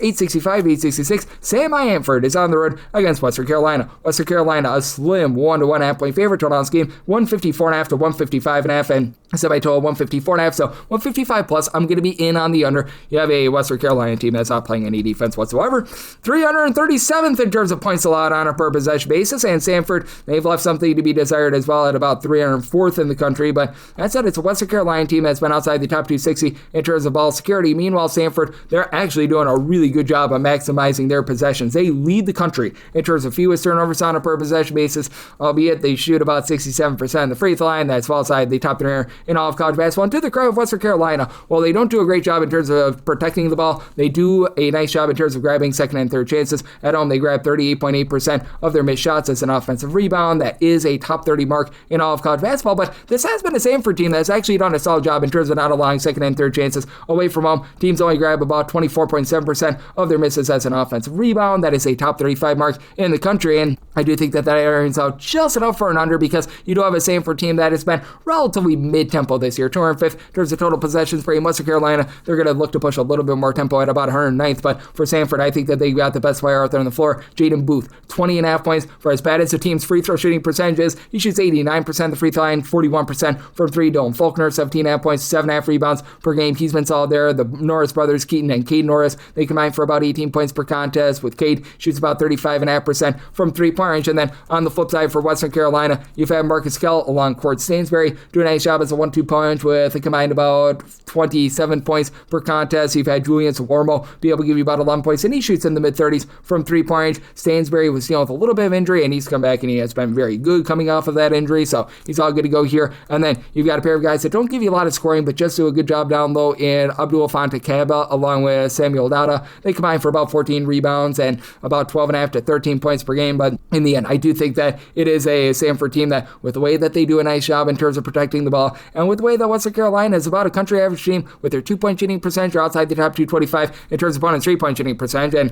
that's where you need to cook the Samford team. Samford is absolutely awful outside the top 330 with opponent's 3-point shooting percentage, and with Western Carolina not necessarily knocking down those threes, I think that's just enough for Samford to get the job done. I like Samford here on the money line, and I'm going to be in on a 155 or higher to the under, and wrap things up with 867, 868. Wofford is going to be playing us to East Tennessee State. East Tennessee State, a road favorite here of 1.5 to 2.5 points. Draw scheme between 149.5 to 115.5, and I do like the under. I set my total at a 145.5, and with East Tennessee, I did set them as a 5.5 point favorite. I'm going to be willing to lay the number as East Tennessee does a really good job in terms of not allowing a ton of second and third chances. In terms of defensive rebound percentage, they are 47th in all of college basketball. And Wofford, they have been a top 135 team with regards to their offensive rebound percentage, so that's going to be hurting them quite a bit. It is a Wofford team that loves to be able to go bombs away from three-point range, and for this Wofford team, when they've been away from them, they've knocked down those threes at 37%. That goes down to 32.3% when they're at home, and this is an ETSU team that's been very good in terms of generating turnovers, top 55 unit in terms of turnovers generated on a per possession basis, and I really do like the 1-2 punch that you've got in Brian Taylor along Cam Morris. Both give you about 14.5 points per contest. Morris shoots 37.5% from three. Between the two of them, you get about 9 rebounds, 2.5 steals per game, and then you have a guy that doesn't give you any scoring but does a good job just flowing good, clean offense. Alan Strother's 3.8 points, but how about 3.5 assists, steal and a half per contest? Just really makes things function for a team that's looking to play very slow and controlled. For East Tennessee, 297th in terms of total possessions per game. Wofford more of a mid-tempo team, about 218th in terms of total possessions per game, but it's also a Wofford team that has been able to just not guard things down low. This is a Wofford team that can very much be had on the inside, and it's an ETSU team that's been a solid 3-point shooting team themselves, but for Wofford, they do find themselves outside the top 220 in terms of opponent's 2-point shooting percentage. They're about 300th with regards to opponent's 3-point shooting percentage. You do have a pair of guys in Kamari Holmes along with Niles Melchowski who've done a nice job leading the way on offense. With Melchowski, he shoots from 3-point to 38.5% with his 16 points per contest. Holmes only shoots about 33.5% for three, but 19 points, 5.5 boards, pair of steals per contest. But I do think that for Wofford, they're just going to have a tough time taking care of the ball against an ETSU defense that just really swarms. ETSU does such a great job on the glass, and with this Wofford team not necessarily executing on the inside about 200th with their 2-point shooting percentage, I think that that's enough to be able to keep it under. I like ETSU here laying the number. I set them as a 5.5 point favorite and like the under. Set my total 145.5, and that'll wrap things up for the Sunday edition of Coast to Coast Hoops, now part of the VSiN Family Podcast. Big thanks to Ryan McIntyre, who does such a great job over at the Sports Gambling Podcast Network. He joined me in the last segment. If you do like hearing from this fine podcast, Coast to Coast Hoops, you're able to subscribe wherever your podcasts, Apple Podcasts, Google Play, Spotify, Stitcher, and TuneIn. If you have a question, comment, segment idea, what have you for this podcast, you have one of two ways we offer those in. First one is my Twitter /X timeline at GUnit_81. Keep in mind, letters EM, they mean does not matter, so per usual, please do send these into the timeline. And the other way is find an Apple Podcast review. If you rate this podcast 5 stars, it's very much appreciated. And from there, you're able to fire in whatever you'd like to hear on this podcast via that 5-star review. I'm coming at you guys every single day on this podcast with picks and analysis on every game, every day. So I'm back with you once again tomorrow. Thank you.